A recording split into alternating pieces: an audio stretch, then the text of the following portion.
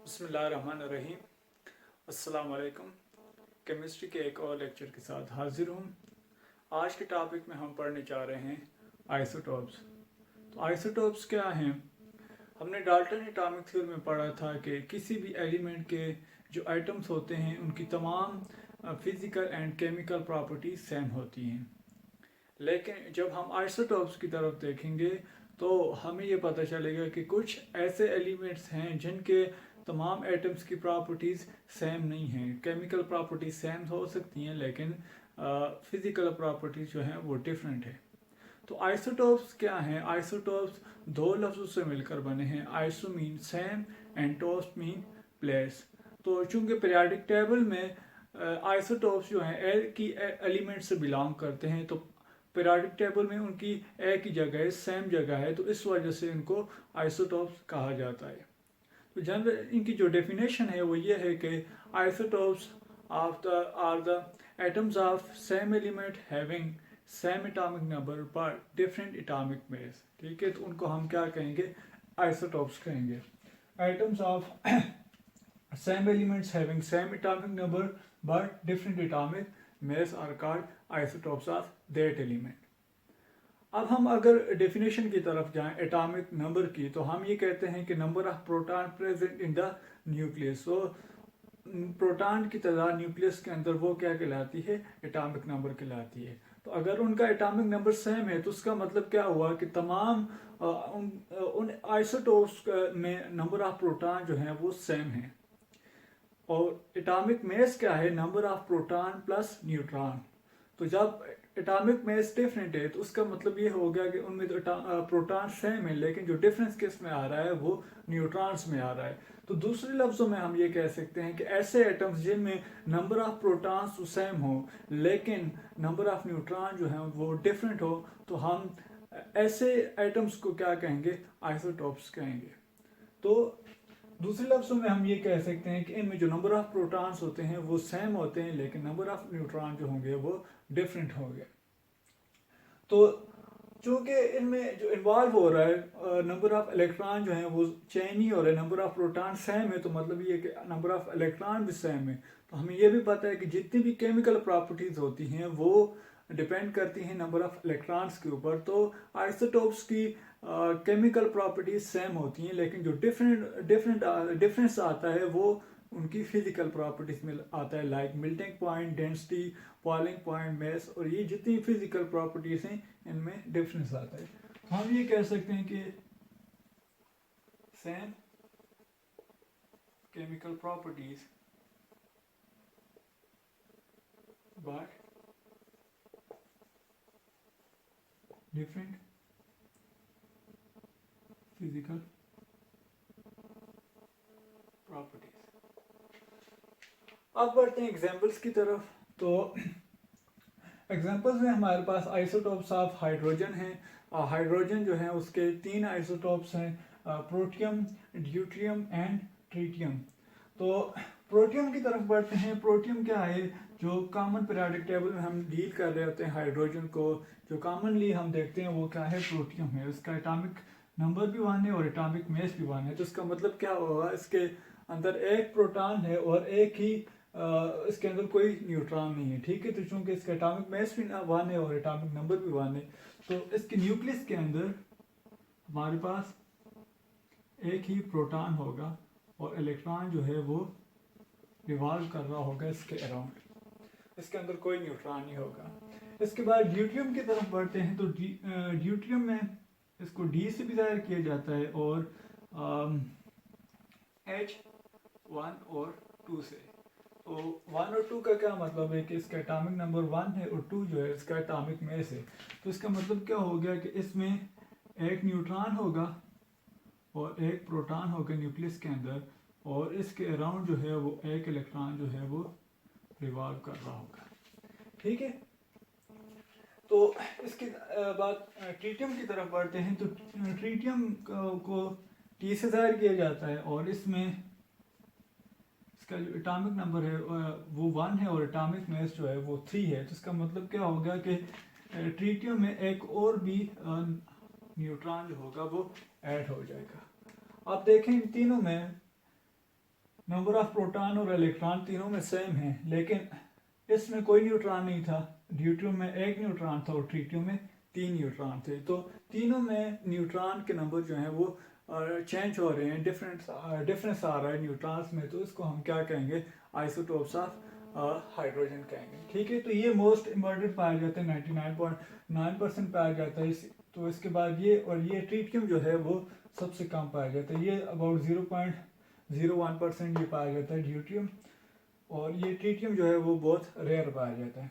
इसी तरह अगर हम देखें एग्जांपल्स में आइसोटोप्स ऑफ कार्बन, तो कार्बन के 3 आइसोटोप्स हैं। कार्बन 12 जो कॉमनली हम इसको डील कर रहे होते हैं, इसमें 6 प्रोटॉन हैं और 6 ही न्यूट्रॉन हैं। ठीक है, और इसी तरह से अगर हम कार्बन 13 को देखें तो इसमें 7 न्यूट्रॉन्स होंगे और इसमें कार्बन 14 में 8 न्यूट्रॉन्स होंगे।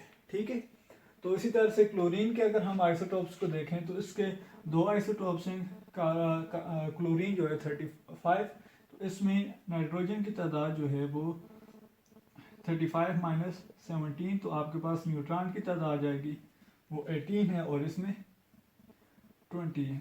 ठीक है, ये कार्बन क्लोरीन 37 में। इसी तरह से यूरेनियम के भी 3 आइसोटोप्स हैं, 234, 235 और 238। इसमें 232 इसमें नंबर ऑफ न्यूट्रॉन है, इसमें 243 और इसमें 246 न्यूट्रॉन्स पाए जाते हैं। तो ये तो था आइसोटोप्स। अब बढ़ते हैं इनके यूजेस की तरफ।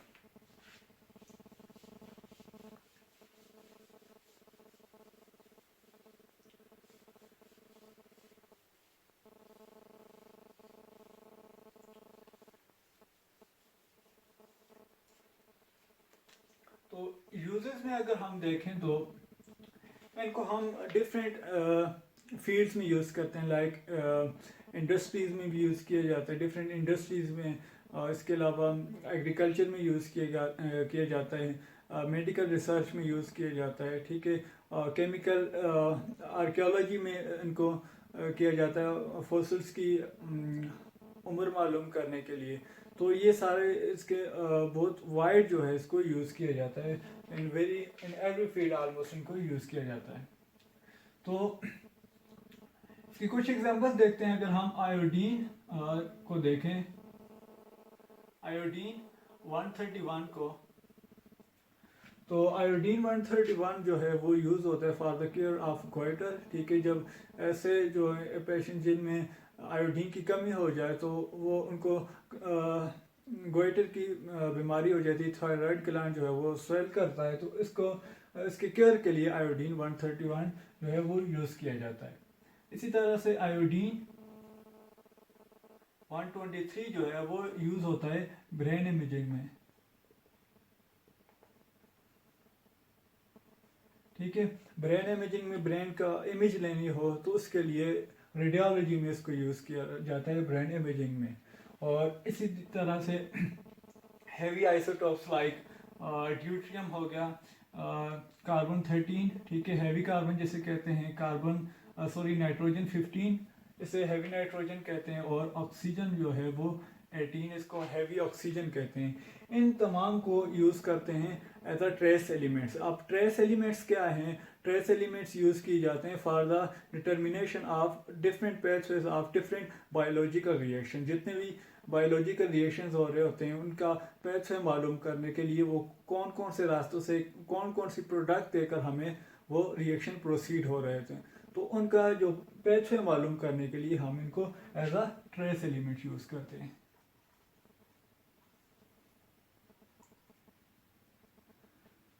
अब बढ़ते हैं, इसके अलावा हमारे पास कोबाल्ट है।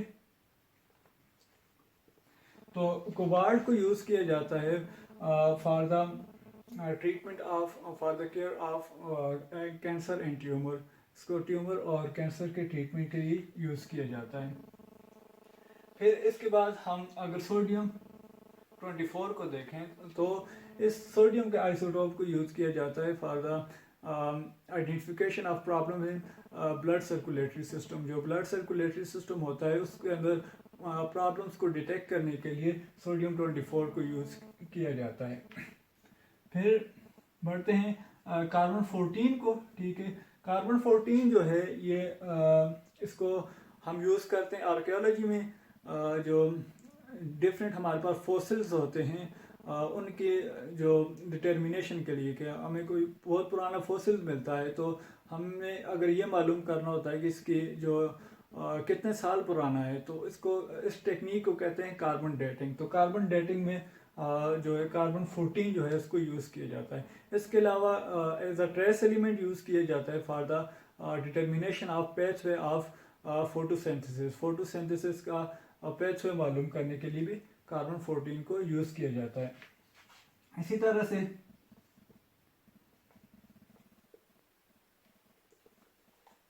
एमेसियम को हम यूज़ करते हैं for the as a smoke detector. ठीक है, स्मोक डिटेक्टर के तौर पर इसको यूज़ किया जाता है फॉर डिफरेंट सिक्योरिटीज़।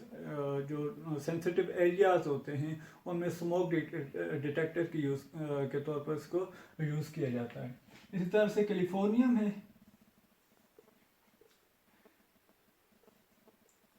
कैलिफोर्नियम भी हम यूज़ करते हैं for the detection of moisture in soil. ठीक है, सॉइल के अंदर मॉइस्चर क्वांटिटी, वाटर की क्वांटिटी को यूज़ करने के लिए, मेजर करने के लिए।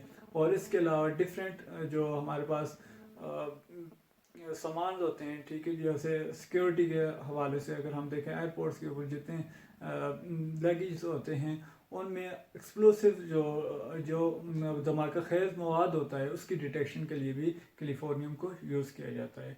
तो ये कुछ हमारे पास यूजेस थे आइसोटोप्स के, और हमने उसमें देखा आइसोटोप्स और इसके यूजेस को।